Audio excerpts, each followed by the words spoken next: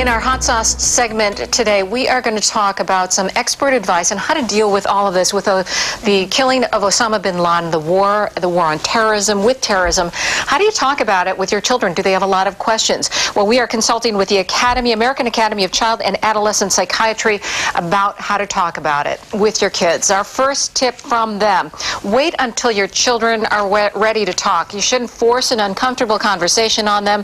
Then once you have your conversation, help them express themselves through art or writing.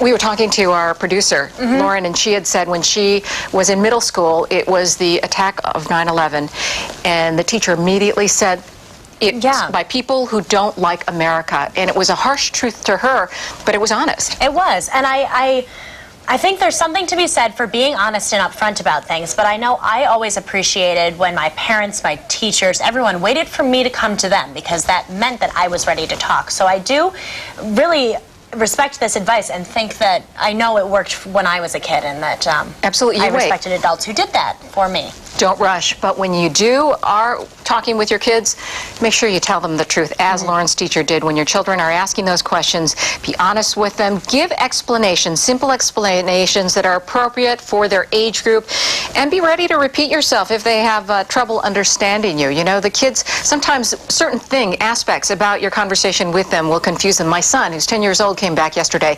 He and his classmates had a full discussion. Their concerns were, how did they get the money to buy that estate, what they were calling a mansion, that Osama bin Laden was living in, and also they were talking about the guns. So, you know, you kind of have to temper it to who the child is. And where their levels of understanding will be, and what parts of the story they may be more interested in or want to know more about. But yeah, I think honesty has got to be one of the most difficult but most important things, because it's not necessarily good to sugarcoat things, but at the same time you can't.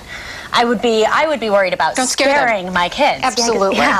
You're going to be a good mother. I hope so. And, you know, this is a great opportunity also, if they're asking questions, take advantage of it. The Academy of Psychiatry says parents should use the opportunity to teach tolerance, avoid stereotyping people by race, nationality, or religion. Tell them not everybody is like this just because they're from one group or another. But, you know, you also have to gauge who your child is. And, you know, in the way you talk to them. But, you know, you have to tell them, do not stereotype. And that's a part of what makes our country really great, is that we will not incorporate racism or intolerance into any of this. So I think that's a really important thing to remember.